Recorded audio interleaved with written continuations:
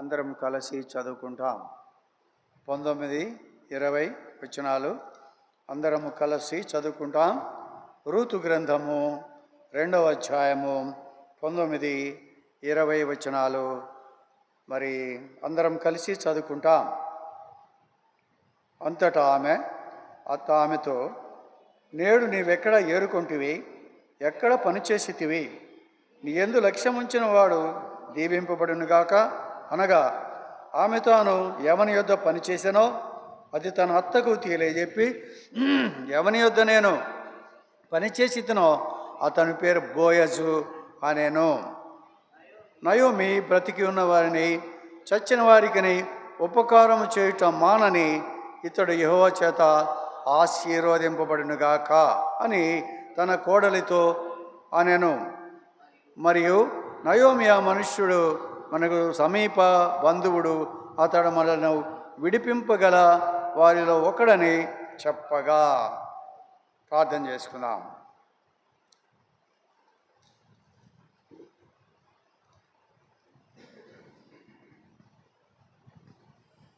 జీవము కలిగిన, ప్రేమ కలిగిన, కృప కలిగిన, నమ్మకమైన, సత్యమైన దేవా, నీ పాదములకు స్తోత్రాలు.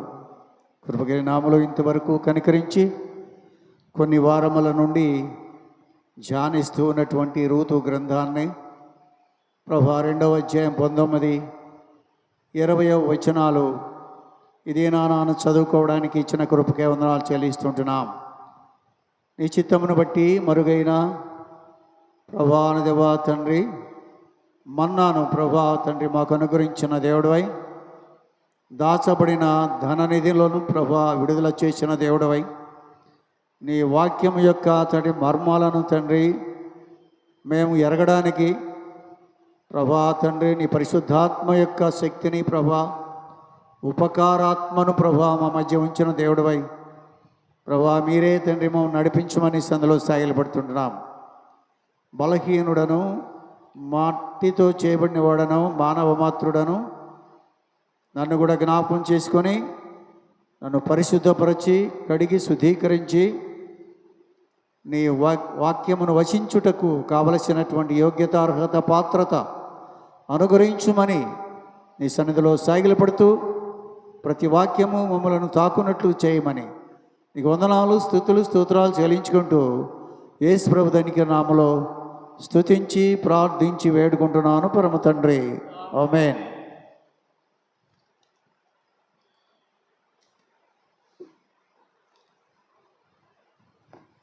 ఇక్కడ చూసినట్లయితే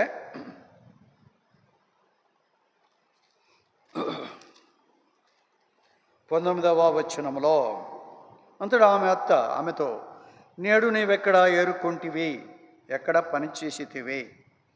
నీ యందు లక్ష్యముంచిన వాడు దీవింపబడునుగాక అనగా, ఆమె తాను ఎవని యొద్ద పనిచేసానో అది తన అత్తకు తెలియజెప్పి, ఎవని యొద్ద నేడు పనిచేసి తినో అతని పేరు బోయజు అనేను.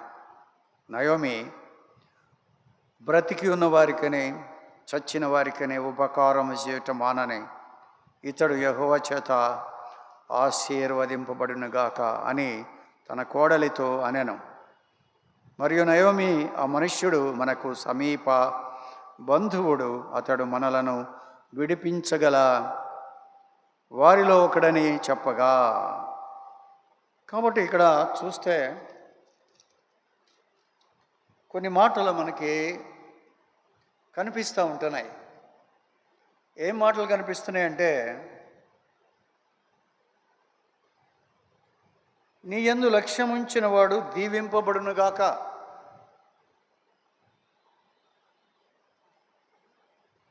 నీకు ఉపకారము చేసిన వాడు దీవింపబడునుగాక. ఒక పరిగెరుకునేటువంటి హీనమైన, దీనమైన దశలో ఉన్న నిన్ను ఆదరించి తన చేనిలో పరిగె ఏరుకోవడానికి అనుమతించినటువంటి ఆ జాలి కలిగినటువంటి, ప్రేమ కలిగినటువంటి, హృదయం కలిగినటువంటి వాడు ఎవరు? నీ యందు లక్ష్యం ఉంచినటువంటి వాడెవడు? నేను ఏరుకోవడానికి అనుమతించినటువంటి వాడెవరు? నీవు చూడబోతే ఈ గ్రామస్తులు, ఈ దేశస్తురాలు కాదు. నీవు చూడబోతే పరాయిదానివి. నువ్వు చూడబోతే మోయాబు శాపగ్రస్తమైనటువంటి ప్రదేశాల నుంచి వచ్చినటువంటి దానవి. అలాంటి నీకు దయతో, జాలితో, కరుణ, వాత్సల్యతతో, ప్రేమతో నీ యందు లక్ష్యం ఉంచినటువంటి వాడు ఎవడు? అతడు దీవింపబడునుగాక, అతడు దీవించబడునుగాక అని ఒక మాట చెప్పినటువంటిదిగా ఉంది. రెండవదిగా ఇక్కడ 20లో నయోమి బ్రతికి ఉన్న వారికి చచ్చిన వారికి ఉపకారం చేయటం మాననీతుడు యెహోవా చేత ఆశీర్వదింపబడును గాక, ఆశీర్వదింపబడును గాక. ఇందాక దీవించబడును గాక. ఎందుకు దీవించబడాలి? నీ యందు లక్ష్యం ఉంచాడు కాబట్టి, పేదరాలివైనటువంటి నీ యందు లక్ష్యం ఉంచాడు కాబట్టి అతడెవరో ఆ చేను ఆసామి దీవించబడునుగాక. అయితే చనిపోయిన వారికి, బ్రతికిన వారికి ఉపకారం చేసేటువంటి ఆడైన ఆయా బోయాజు ఆశీర్వదింపబడునుగాక. మూడో మాట,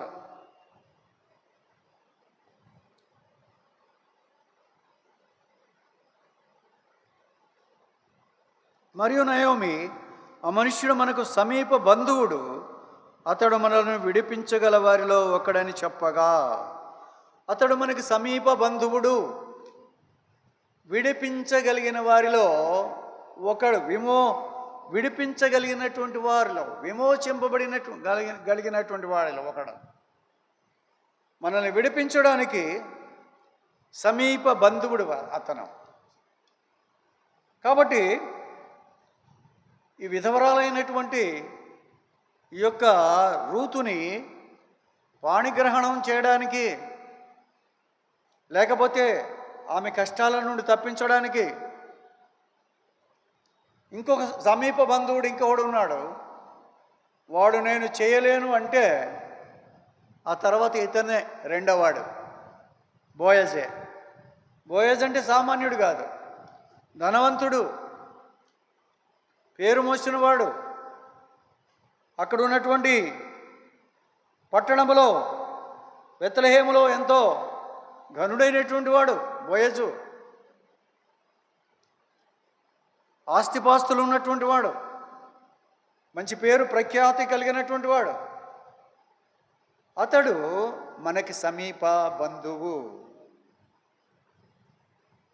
కాబట్టి మనలను విడిపింపగలిగినటువంటి వాడు అతడే.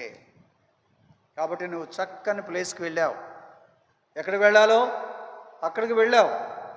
కాబట్టి అతడు ఆశీర్వదింపబడునుగాక, అతడు దీవించబడునుగాక. ఎవడు నిన్ను చేలో ఏరుకోవడానికి ఎక్కడ ఏరుకున్నావు, ఎక్కడ పని చేశావు అని అడిగినప్పుడు ఆవిడ చెప్పిన మాట మనకెంతో ఉపయుక్తమైనటువంటిదిగా కనపడేటువంటిదిగా మనం చూస్తూ ఉంటున్నాం. మొట్టమొదటిగా ఆయన దయ కలిగినటువంటి వాడు, దయా దాక్షిణ్యము కలిగిన వాడిగా కనపడుతున్నాడు. ఈ దయాదాక్షిణ్యము ఎవరిదంటే ఎవరిది? యేసు ప్రభువుదే. శత్రువులను సహితము ప్రేమతో క్షమించగలిగిన మనస్సు కలిగిన వాడు యేసు ప్రభు. వీరేమి చేయుచున్నారో వీరెరుగరు గనుక వీరిని క్షమించుము అని చెప్పినటువంటి వాడు ఎవరో? యేసు ప్రభు. ఆ దయ, ఆ ప్రేమ, ఆ వాత్సల్యత ఆయన నుండి పుట్టినటువంటివే. కాబట్టి ఇక్కడ అంటున్నాడు దయగలిగినటువంటి వాడుగా మనం ఆయన్ని చూస్తా ఉన్నాం. ఆదికాండము 50:21. కాబట్టి భయపడకుడి, నేను మిమ్మును మీ పిల్లలను పోషించదనని చెప్పి వారిని ఆదరించి ప్రీతిగా మాట్లాడాను. అది బోయజు యొక్క లక్షణం. ఇక్కడ చెప్పబడింది ఎవరిని గురించి? ఎవరు? 19. యేసేపు భయపడకుడి, నేను దేవుని స్థానమందున్నానా? మీరు నాకు కీడు చేయ ఉద్దేశించిదిరి కానీ నేటి దినమున జరుగుచున్నట్లుగా, అనగా బహు ప్రజలను బ్రతికించున్నట్లుగా అది మేలుకే దేవుడు ఉద్దేశించెను. కాబట్టి భయపడకుడి, నేను మిమ్మును మీ పిల్లలను పోషించదనని చెప్పి వారిని ఆదరించి వారితో ప్రీతిగా మాట్లాడాను. ఎలాంటి వాళ్ళు? అన్నదమ్ములు. ఎలాంటి వాళ్ళు? చంపేశాడు, చచ్చిపోయాడు అనుకున్నారు, గోతులో వేశారు. దేవుని పక్షముగా ఉన్నప్పుడు, దేవుడు మన పక్షముగా ఉన్నప్పుడు ఎంతమంది ఏది చేసినప్పటికీ కూడా, ఎన్ని రోగాలు బాధలు ఎన్ని వచ్చినప్పటికీ కూడా, ఎన్ని సమస్యలు కష్టాలు ఎన్ని వచ్చినప్పటికీ కూడా, దేవుడు మన పక్షముగా ఉన్నప్పుడు మనలను ఉన్నతమైన స్థానంలో ఉంచేవాడే కానీ అడుగు బాగాన ఉంచేటువంటి వాడు కాదు. మనల్ని తోకగా ఉంచేటువంటి వాడు కాదు, తలగా ఉంచేటువంటి వాడిగా ఉంటాడు. కాబట్టి ఈ యోసేపు ఎన్ని కష్టాలు పడ్డాడో ఆఖరికి రాజరికంలోనికి వచ్చాడు, రాజు అయ్యాడు, సింహాసనాసీనుడయ్యాడు, రాజు అయ్యాడు. ఒక గోతిలో పోయినటువంటి వాడు ఉన్నతమైన స్థానానికి వేశాడు. అందుకనే యెహోవా బలమైన హస్తము పట్టి తగిన సమయంలో ఎత్తి ఉన్నత స్థానంలో ఉంచగలిగినటువంటి దక్షిణ హస్త బలాన్ని బట్టి ఆయన చేసే కార్యములు, అద్భుత కార్యములు, ఆశ్చర్య భీకర విక్రమ కార్యములు చేసే దేవుడు ఆయన. కాబట్టి ఆయన చేసేటువంటి కార్యములు గొప్పవి కనుక ఒక పేద విధవరాలైనటువంటి ఆవిడికి ఇచ్చినటువంటి ఆదరణ ఎంతో గొప్పదిగా అక్కడ కనపడతా ఉంది. ఆయన చక్కని మాటలతో అదే ఇక్కడ కూడా యేసేపు బోయజుతో ఉన్నట్లుగా చెదిరిపోయినటువంటి సహోదరులు చంపాలని శత్రువులైనటువంటి సహోదరులతో చెప్తున్నాడు, మీ పిల్లలు మీరు మిమ్మల్ని పోషిస్తాను. ఇప్పుడు ఎందుకు వచ్చారు వాళ్ళు ఎందుకు వచ్చారు? వాళ్ళు పరిక్కే వచ్చారు, పరిగేరుకోవటానికి వచ్చారు. ఎక్కడ పరిగా అంటే ధాన్యం, ఆహారం, కరువు వచ్చింది, ఆహారం కొరకు వచ్చారు ఇక్కడికి, ఐగుప్తు దేశానికి ఆహారం కొరకు వచ్చారు. ఆహారం కొరకు వచ్చినటువంటి వారితో అంటున్నాడు, నేను మీ పిల్లల్ని మిమ్మల్ని పోషించేటువంటి బాధ్యత నాది. వాళ్ళు ఏమన్నారు? నిన్ను చంపే బాధ్యత మాది అని వాళ్ళు అన్నారు. వాళ్ళు మొట్టమొదటి ఏం చేశారు? నిన్ను చంపే పూజ మాది, నువ్వు చావటానికే, బతకటానికి వీల్లేదు అని ఒక గొర్రెను కోసి ఆయన బట్టలన్నింటి మీద రక్తం వేసి, అయ్యా జంతువులు వచ్చి చంపేసినవి నీ కొడుకుని అని చెప్పేసి ఆఖరి ముద్దుల కొడుకుని, తండ్రి వేదన ఎంతో భారమైనదిగా ఉంది. అలాంటప్పుడు సైతము దేవుడు ఆయన్ని గోతులోని తీసి పొతీఫర్ ఇంటిలో వచ్చినటువంటి సమస్య వాటిలో నుంచి తీసి జైల్లో పడేసినప్పుడు, జైల్లో ఉండి అక్కడ నుంచి మ్రగ్గిపోయినప్పుడు సైతము దేవుడు అక్కడి నుంచి ఉన్నతమైనటువంటి స్థలానికి తీసుకుని వెళ్ళి రాజుగా చేయగలిగినటువంటి వాడిగా మనం చూస్తున్నాం. అదే రీతిగా ఇక్కడ కూడా ఈ యొక్క రూతు బోయజు దగ్గరికి వెళ్ళి పరిగా ఏరుకొని వచ్చినటువంటిదిగా మనం చూస్తూ ఉంటున్నాం. అక్కడ ధాన్యము కొరకు వెళ్ళారు వాళ్ళు. ఏమి కూడా ఎవరు తినటానికి, వాళ్ళకి తిండి కావాలి, వీళ్ళకి తిండి కావాలి. ఆ విధముగా వెళ్ళినటువంటి వారిగా మనం వారిని అక్కడ చూస్తున్నాం. మోషే కూడా ఒకసారి ఏం చేశాడు? నిర్గమాకాండం చేయండి. నిర్గమాకాండము 2వ అధ్యాయము 17వ వచనం. మంద కాపరులు వచ్చి వారిని తోలివేసిరి. అప్పుడు మోషే లేచి వారికి సహాయం చేసి మందకు నీళ్లు పెట్టాను. వారు తమ తండ్రి అయిన రగుయేలు నొద్దకు వచ్చినప్పుడు అతడు, నేడు మీరు ఇంత త్వరగా ఎట్లు వచ్చితిరనెను. అందుకు వారు, ఐగుప్తీయుడొకడు మంద కాపురుల చేతిలో నుండి మమ్మల్ని తప్పించి వడిగా నీళ్లు చేది మన మందలకు పెట్టననగా అతడు తన కుమార్తెలతో, అదెక్కడా? ఆ మనుష్యుని ఎలా విడిచి వచ్చి తిరిగి భోజనమును అతని పిలవలేదని రెండనెను. మోషే ఆ మనుష్యునితో నివసించుటకు సమ్మతించెను. అతడు తన కుమార్తె అయిన సిప్పోరాను మోషేకు ఇచ్చెను. అరణ్యములో మందలను మేపేటప్పుడు మందలను మేపే బావి దగ్గర మిద్యానీయుడి యొక్క కుమార్తెలు 7 కుమార్తెలు నుండి వారు వచ్చి తమ తండ్రి మందను మందకు నీళ్లు పెట్టుటకు నీళ్లు చేది తొట్లను నింపుచుండగా మంద కాపర్లు వచ్చి వారిని తోలివేసిరి. అప్పుడు మోషే లేచి వారికి మంద కాపర్లు వచ్చి వాళ్ళని తోలేశారు. తోలేస్తే అప్పుడు మోషే వెళ్ళిపోయి, మీ మందకి నీళ్లు పెట్టేదాని పూచి నాది అనే. ఇక్కడ మందలకి నీరు, అది ఆహారం ఎంత అవసరమో తర్వాత నీరు కూడా అంతే అవసరం. కాబట్టి మోషేని దేవుడు బోయజ్ వలె వాడుకున్నాడు. ఇక్కడ మోషే, అక్కడ యేసేపు, అక్కడ బోయజు, ఈ ముగ్గురు కూడా సహకారులు, దయ చూపించినటువంటి వారు.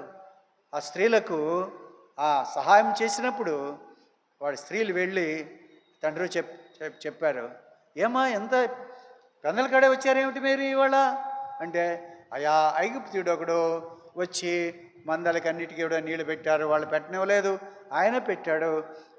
మరి అంత ఉపకారం చేసినటువంటి వాడిని విడిచిపెట్టేందుకు వచ్చారు? భోజనానికి పిలవపోయారా? భోజనానికి పిలిచి వచ్చాడు. అప్పుడు భోజనం పెట్టి ఆయన చేసిన మేలుకు ఒక పిల్లని ఇచ్చి పెళ్లి చేసి అప్పుడు పెళ్లి చేశాడు. సిప్పోరాను ఇచ్చి పెళ్లి చేశాడు. ఆ విధముగా మోషే ఉపకారిగా, దయగలిగిన వాడిగా ఉన్నప్పుడు దేవుడు గొప్ప కార్యములు చేసేటువంటి వాడుగా ఉన్నాడు. అతని కుమార్తెను చేసుకోవటాన్ని బట్టి మండుచున్న పొద దగ్గర దేవుడు ప్రత్యక్షమై ఆయనకు అభిషేకించి తిరిగి ఐగుప్తుకి పంపి అక్కడ నుండి తన ప్రజలను విడిపించడానికి ఆయన్నే నిర్ణయించినటువంటి వాడుగా ఉన్నాడు. 40 సంవత్సరములు ఐగుప్తులో ఉన్నాడు, 40 సంవత్సరములు అరణ్యములో ఉన్నాడు. ఇత్రో మంద కాస్తూ 40 సంవత్సరాలు మరి అరణ్యంలో సైన్యాన్ని తీసుకొని వెళ్తూ వచ్చాడు. ఈ విధముగా 120 సంవత్సరాలు సేవ చేసినటువంటి వాడుగా మోషేని మనం చూస్తాం. యేసేపు దయగలిగినవాడు, మోషే దయగలిగినవాడు, బోయజు దయ కలిగినటువంటి వాడే. కాబట్టి ఆ విధముగా బోయజులో కూడా చూడండి, బోయజు 2:16 చదువు. బోయజు 2:16.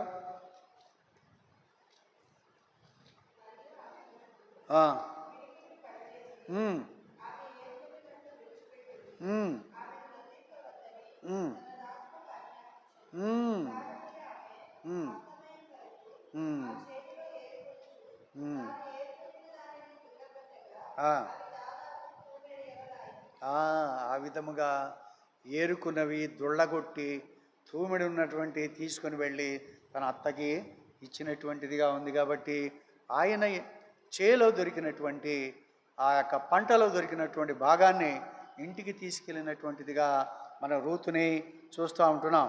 2 సమూయేలు మనకందరికీ తెలిసేది. 2 సమూయేలు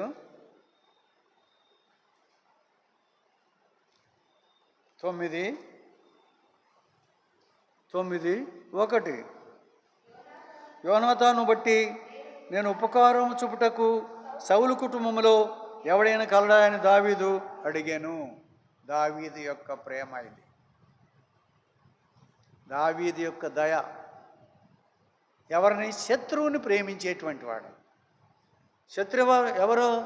సౌలు కుటుంబంలో అన్నాడు కానీ యోనాతాను కుటుంబంలో అనలా. యోనాతాను మిత్రుడు, సౌలు శత్రుడు. శత్రువు అయినటువంటి యోనాతానును బట్టి నేను ఉపకారం చూపుట కుటుంబంలో ఎవడైనా కలడాని దావీదు అడిగాను. యోనాతానే అన్నాడు. యోనాతాను ఎవరు? సౌలు కొడుకే. యోనాతానును బట్టి నేను ఉపకారం చూపుటకు సౌలు కుటుంబంలో ఎవడైనా కలడాని దావీదును అడిగాను. సౌలు కుటుంబములు సేవకుడు సీబా అని ఒకడు ఉండగా, అలాగా సీబా అని చెప్పిన తర్వాత 4, అది ఎక్కడ ఉన్నాడని రాజును అడుగా సీబా చిత్తగించుమతడు లోదెబారులో అమ్మీయేలు కుమారుడు మాకీరు ఇంట ఉన్నాడని రాజుతో ఆనేను. 6, సౌలు కుమారుడైన యోనాతానుకు పుట్టిన అది అసలు సంగతి. యోనాతానును బట్టి సహాయం. యోనాతాను ఎవరు? సౌలు కుమారుడు. సౌలు ఎవరు? శత్రువు. దావీదుకి శత్రువు కాదు సౌలు. దావీదుకి శత్రువు కాదు సౌలు. దావీదంటే పడదు.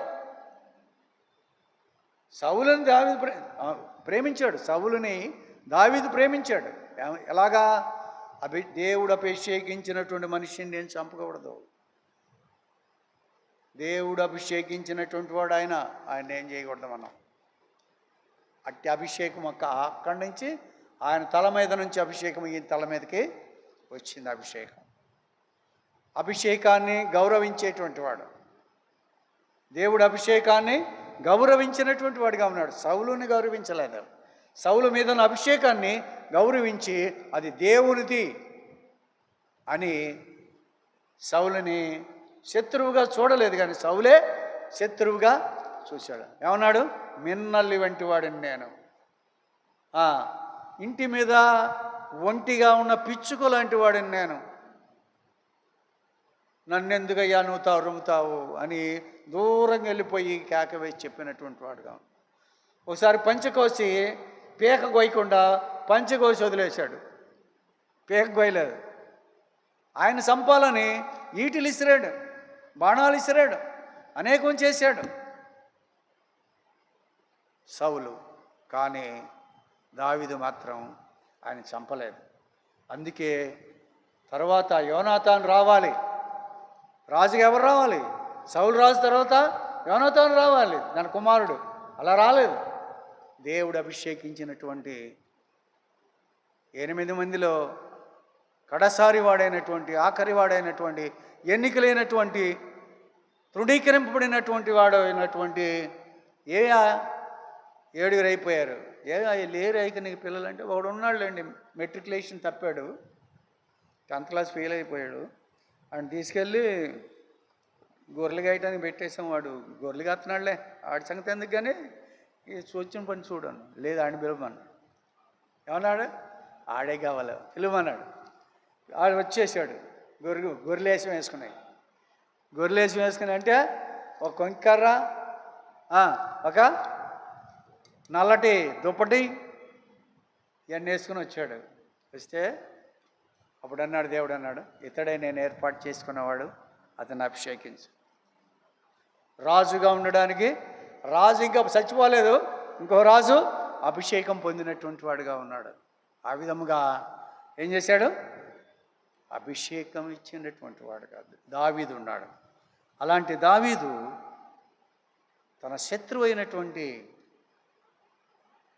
సౌలు యొక్క మనవడు మెఫీబోషెతుని తన సింహాసనం మీద కూర్చోబెట్టకపోయినా తన బల దగ్గర కూర్చోబెట్టి రాజకుమారులలో ఒకడైనట్లుగా, ఆ మాట చదవండి 13.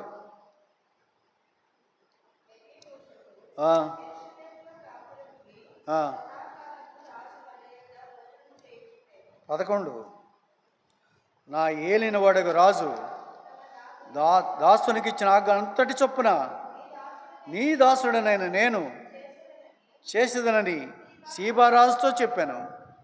కాగా మెఫీబోషెతు రాజకుమారులలో ఒకడైనట్లుగా రాజు బల్ల యొద్దనే భోజనము చేయుచుండెను. What a privilege given to the Mephibosheth. గొప్ప ఆధిక్యత ఇవ్వబడింది. ఆయన ఉన్న పరిగెత్తుతాడా? 2 కాళ్ళు లేవు.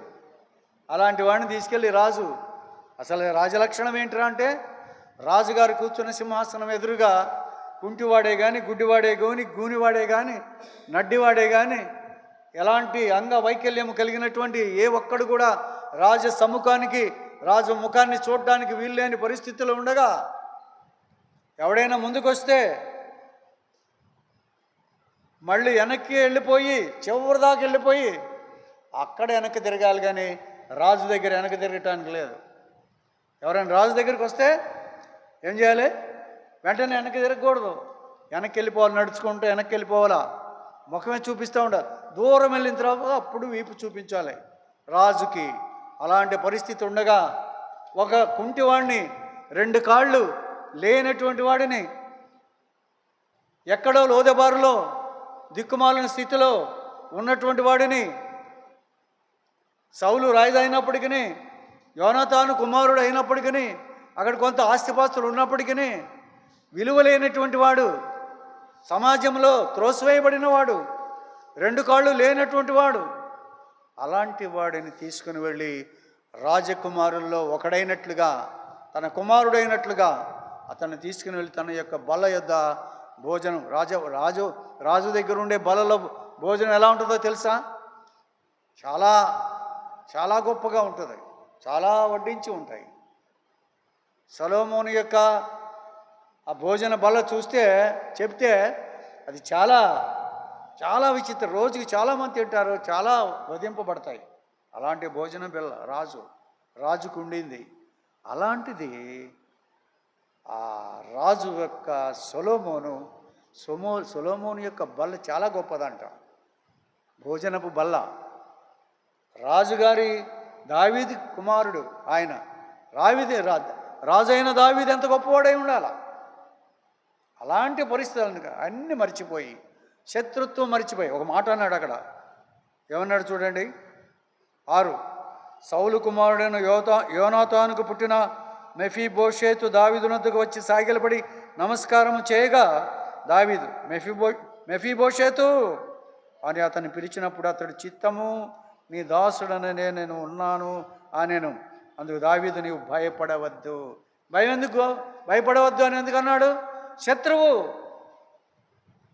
చంపేస్తాడేమో, శత్రుశేషం ఉండకూడదు, అగ్నిశేషం ఉండకూడదు, శత్రుశేషం ఉండకూడదు, చంపుతాడేమో. దయగలిగినటువంటి దావీదు, దయగలిగినటువంటి వాడాయి.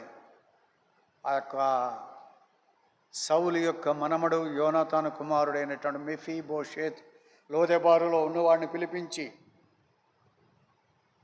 గొప్పగా ఎంచినటువంటి వాడిగా ఉన్నాడు. బోయజు ఎందుకు శాపగ్రస్తమైనటువంటి దేశం నుండి వచ్చినటువంటిది అయినప్పటికీ కూడా ఆమె పేలాలు అందించినటువంటి చెయ్యి ఎవరిది? బోయజుది. పేలాలు అందించిన చెయ్యి బోయజుది. దేవునికి సమరూపంగా ఉన్నటువంటి వాడు బోయజు. ఆ విధముగా ఎంతగానో ఈ యొక్క మనిషిని, యొక్క కాళ్ళు లేని వాడిని దయ చూపించినటువంటి వాడుగా. ఎవరు చెప్పాను చెప్పుడు? ఎవరెవరిని చెప్పాను ఇప్పుడు? 1 బోయజు, 2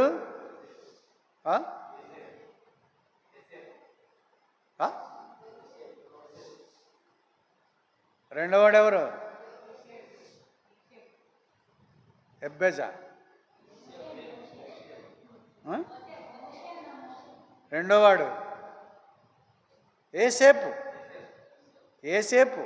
మూడోవాడు మోషే. నాలుగవవాడు దావీదు. ఈ నలుగురు కూడా దయగలిగినటువంటి వారు, దేవుని యొక్క ప్రభు యొక్క చిత్తమెరిగినటువంటి వాళ్ళు, లోబడినటువంటి వాళ్ళు, హెచ్చింపబడినటువంటి వాళ్ళు, ఉన్నత స్థలములలో ఎక్కించబడినటువంటి వాళ్ళు. అలాంటి వారిని దేవుడు ఎంతగానో ఆశీర్వదించినటువంటి వాడు. సామెతల గ్రంథం 31 సామెతల గ్రంథం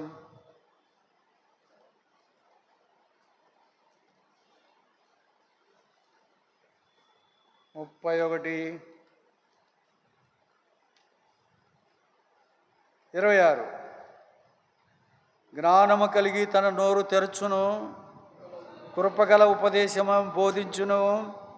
ఆమె తన ఇంటి వారి నడతను బాగుగా కనిపెట్టును. పని చేయకుండా ఆమె భోజనము చేదు. ఆమె కుమారులు లేచి ఆమెను ధన్యురాలు అందురు.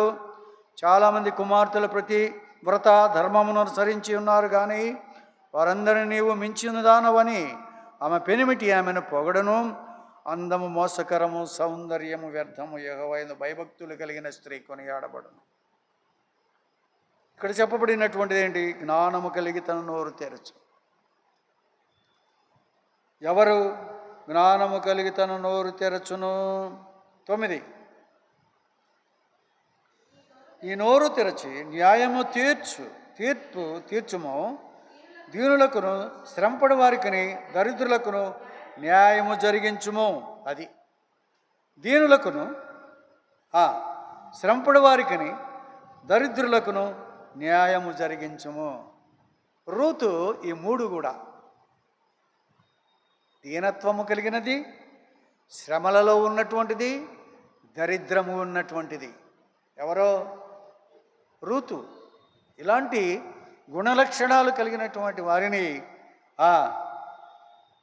నోరు తెరచి న్యాయము తీర్చేటువంటి వాడుగా, దయగలిగిన మాటల ద్వారా ఆదరించేటువంటి వాడుగా ఉన్నాడని చెప్పేసి మనం అక్కడ చూస్తూ ఉన్నాం. కాబట్టి కృప కలిగినటువంటి దేవుడు ఎంతగానో ఆదరణ మనకు అనుగ్రహించేటువంటి వాడుగా, దేవునితో మనల్ని పోల్చుకుంటే, బోయేజు రూతుతో పోల్చుకుంటే, ఆ విధముగా చెప్పబడిన వారందరూ కూడా పోల్చుకుని ఉంటే దయగలిగినటువంటి, దయారసము, పెదవుల మీద దయారసము కలిగినటువంటి దేవుడిగా మనకి ఆయన కనిపిస్తూ ఉంటున్నాడు. కాబట్టి మనము దేవుని మంచి పనులను చూడవలసినటువంటి వారిగా ఉండడం. చూడండి, మంచి సమరయుడు ఒక పని చేశాడు. చూశాడా? మంచి లోకాసువార్త 10 లోకాసువార్త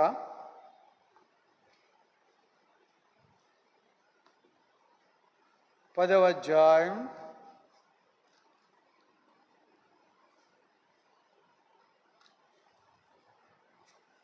10:34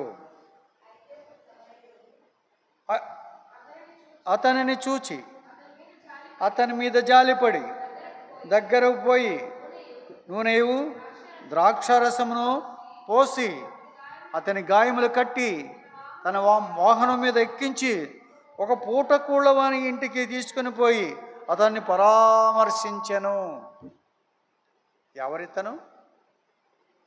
ఎవరితడు? ఒకడు ఏం చేశాడంటే, యెరూషలేము నుండి యెరికోకు వెళుతూ ఉన్నాడు, దిగి వెళుతూ ఉన్నాడు. యెరూషలేం ఎక్కడుంది? పర్వతం మీద ఉంది. యెరికో ఎక్కడుంది? కింద ఉంది. దిగి వెళుతున్నాడు. ఒకసారి మనము కూడా దిగజారిపోయేటువంటి వాళ్ళంగా ఉంటాం.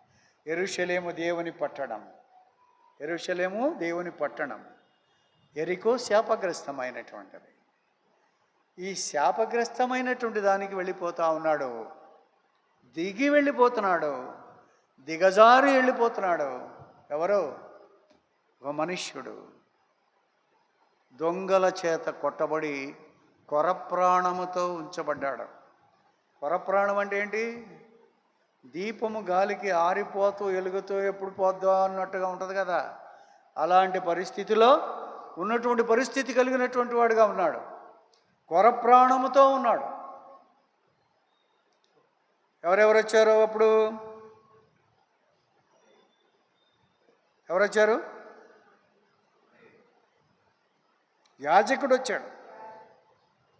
వచ్చాడు, లేవీయుడు వచ్చాడు, యాజకుడు వచ్చాడు, పాస్టర్ గారు లాంటి అనమాట.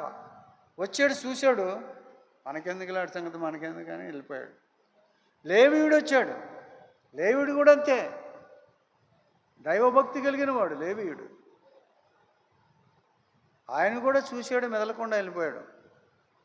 సమరయుడు వచ్చాడు, తృణీకరింపబడినవాడు, త్రోసివేయబడినవాడు, ఎన్నిక లేనటువంటి వాడు, ఎవరికీ అక్కరలేనటువంటి వాడు అయినటువంటి సమరయుడు వచ్చి, మంచి సమరయుడు, ప్రభు యొక్క తత్వం, మంచి సమరయుడు అంటే ప్రభు ప్రేమ, ప్రభు దయ కలిగినటువంటి సమరయుడు అక్కడికి వచ్చాడు.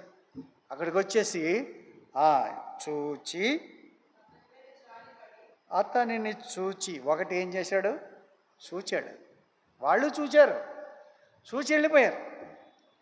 చూచి అతని మీద జాలిపడి, బోయజు వచ్చి రూతును చూచి రూతు మీద జాలిపడి దగ్గరకు పోయి నూనెయు ద్రాక్షరసం పోసి అతని గాయమును కట్టి తన వాహనం మీద ఎక్కించి ఒక పూటకూళ్ళ వాని ఇంటికి తీసుకొని పోయి అతన్ని పరామర్శించను. మంచి సమరయుడు అంటే మనమే. మొదట ప్రభు, తర్వాత మనమే. ఎలాగా?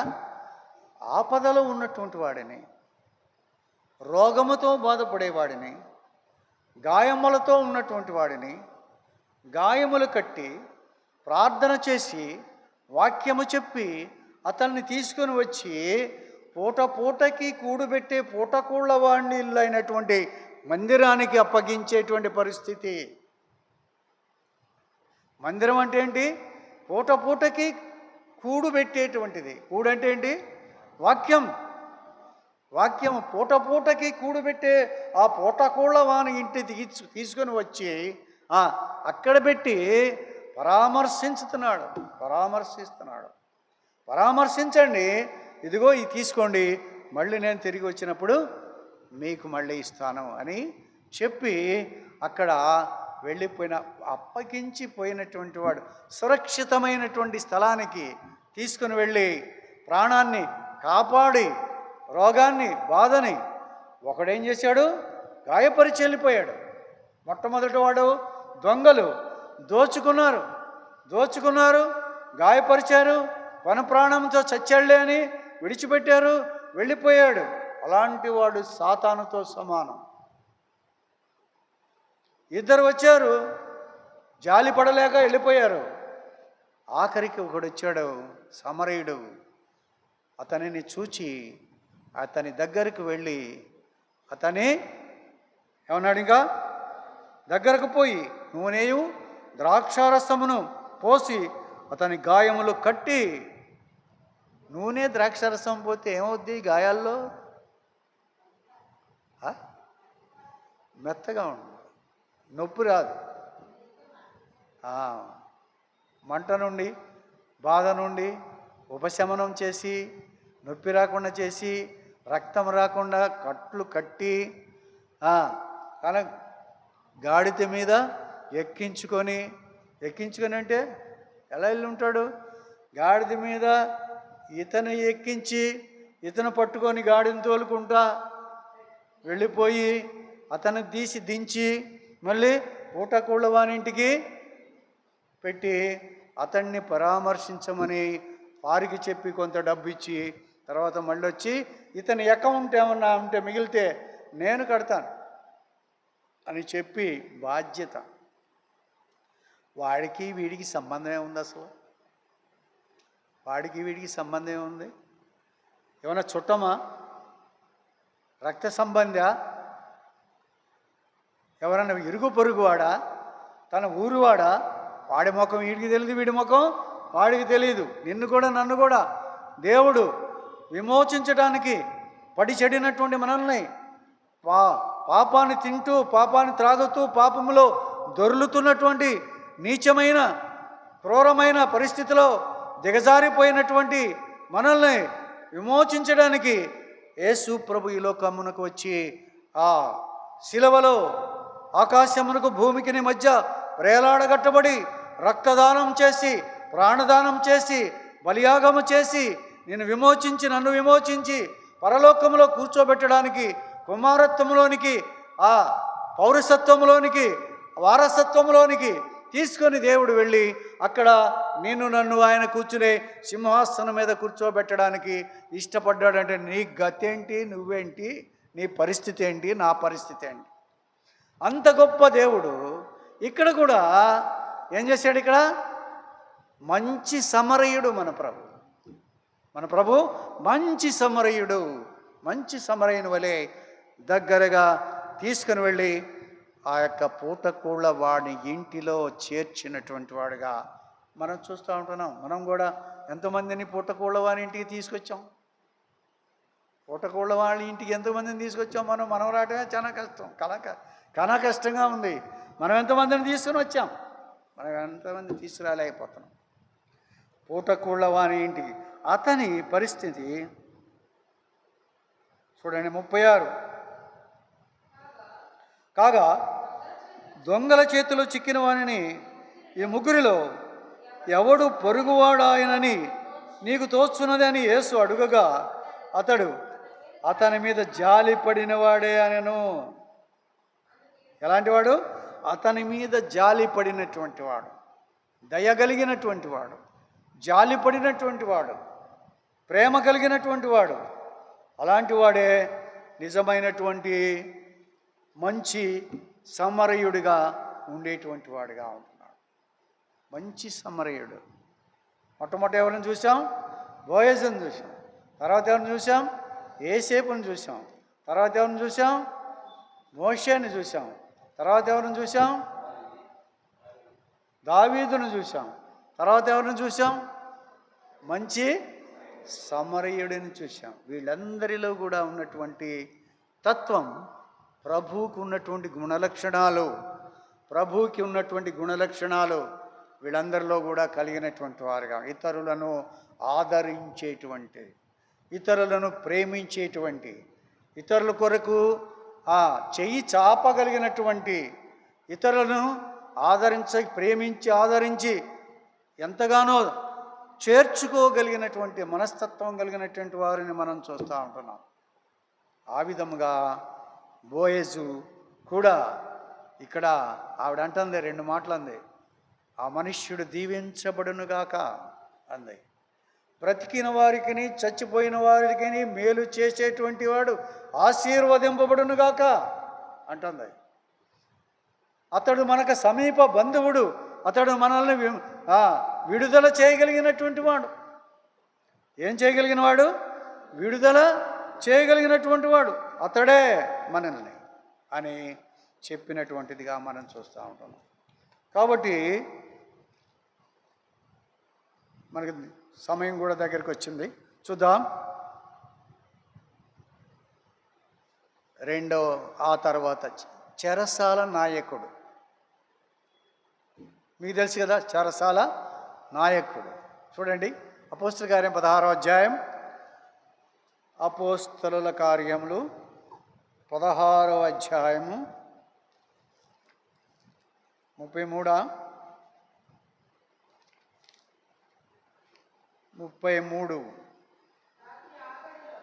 ఆ గడియలోనే 32 నుంచి అతనికి అతని ఇంటి వారందరికీ దేవుని వాక్యము బోధించిరి. రాత్రి ఆ గడియలోనే అతడు వారిని తీసుకుని వచ్చి వారి గాయములు కడిగను. వెంటనే అతడును అతని ఇంటి వారందరూ బాప్తిస్మము పొందిరి. ఎవరైనా జైలు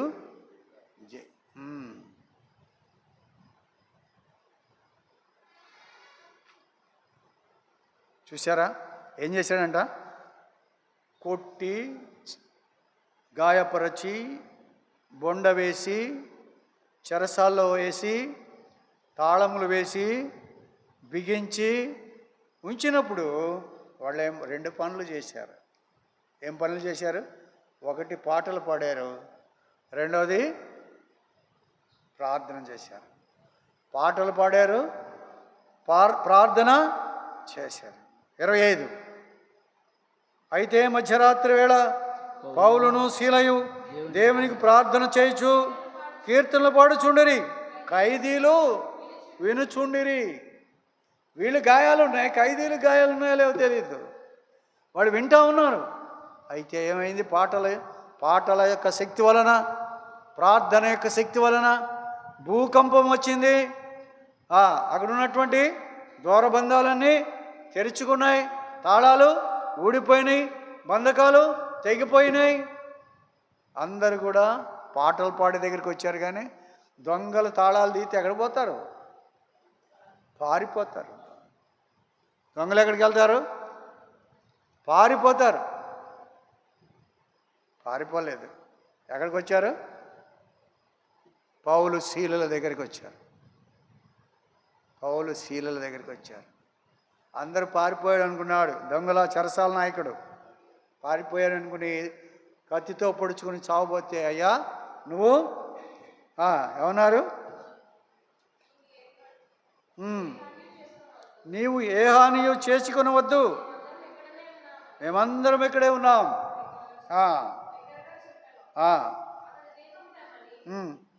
చెప్పి లోపలికి వచ్చి వణుకుచూ పౌలుకును శీలకును సాగిలపడి. అది ఒకప్పుడు పౌలు శీలలు సాగిలపడ్డారు. ఇప్పుడు ఇక్కడికి వస్తున్నాడు, సాగిలపడుతున్నాడు. ఎవరో చెరసాల నాయకుడు. వీళ్ళు ఏం చేశారు? రెండే చేశారు. పాటలు పాడారు, ప్రార్థన చేశారు. గొప్ప మార్పు వచ్చేసింది. అక్కడంతా గొప్ప మార్పు వచ్చేసింది. సాగిలపడి అయ్యలారా, అయ్యలా ఏమన్నాడు అక్కడ 27లో, అంతటా చెరసాల నాయకుడు మేలుకొని చెరసాల తలుపులను తెరిచి ఉండడు చూచి ఖైదీలు పారిపోయారనుకొని కత్తి దూసి తాను చంపుకొనబోయాను. అప్పుడు పౌలు తన ఏ హాని చేసుకొని వద్దు, మేమందరం ఇక్కడే ఉన్నామని బిగ్గరగా చెప్పాను. మేమిద్దరమే కాదు, అందరూ కూడా ఇక్కడే ఉన్నాం, మేము ఎక్కడికి పోలేదు, నువ్వేమీ చేసుకునవద్దు. అప్పుడు దీపము తెమ్మని తెచ్చి లోపలికి వచ్చి వణుకుచు పాలుకును శీలకును సాగిలపడి వారు వెలుపలికి తీసుకుని వచ్చి, అయ్యలారా రక్షణ పొందుటకు రక్షణ పొందటానికి నేనేం చేయాలి? రక్షణ పొందాలని ఈడికి ఎవరు చెప్పారు? రక్షణ పొందాలని ఇతనికి ఎలా తెలిసింది? పాటల్లో ఉన్నటువంటి సారాంశం లాంటిది. పాటల యొక్క సారాంశము అలాంటిది. కాబట్టి పాటలు జాగ్రత్తగా మనం వినాలి, పాటలు నేర్చుకోవాలి, పాడుతూ ఉండాలి. పాటలు వాళ్ళు పాడుకుంటారులే, మనకెందుకు స్టేజీ మీద పాట కచేరీలాగా అని అనుకోకూడదు. అందరం కూడా పాటలు పాడాలి. పాడేటప్పుడు దానిలో నిగూఢమైనటువంటి భావాన్ని మనము బాగా గ్రహించి పాడుతూ ఉండాలి, మనం అన్వయించుకుంటా పాడుతూ ఉండాలి. అటు రీతిగా భక్తులైనటువంటి వాళ్ళు ఎంతగానో చక్కగా మంచి మంచి పాటలు వాక్యానుసారంగా రాసినటువంటి, నాకు మనం పాడుకున్నాం కదా, ఆ దినములలో దేవోక్తి వినిపించట్లే. ఎక్కడ? షీలోహులో ఉన్నటువంటి పరిస్థితి, ఏలీ దగ్గర ఉన్నటువంటి, అక్కడ మహిమ వెళ్ళిపోయింది. తిరిగి సొలొమోను దగ్గర మహిమ తిరిగి వచ్చిందని చక్కని పాట ఇందాక పాడుకున్నాం.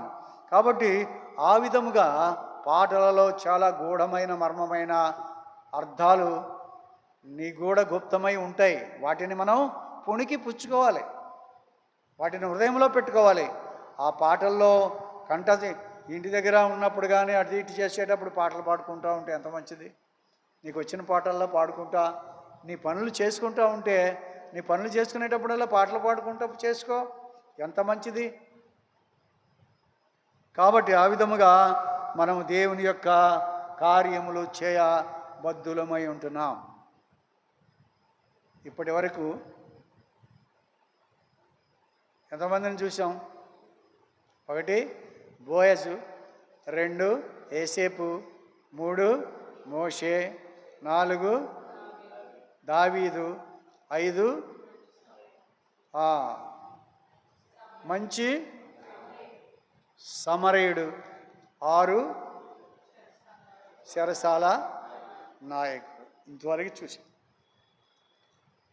వీళ్ళందరిలో కూడా ఒకలాంటి భావన, విరిగి నలిగిన హృదయము, దయగలిగినటువంటి స్వభావము, ఇతరులను ఆదరించేటువంటి తత్వము కలిగినటువంటి వారుగా ఉన్నారు. మనము తర్వాత విడిపించగలిగినటువంటి వాడు బంధువుడు, సమీప బంధువుడైనటువంటి బోయజు బ్రతికిన వారిని, చనిపోయినటువంటి వారిని కూడా ఆదరించగలిగిన వాడా? ఏం వాడాడు అక్కడ?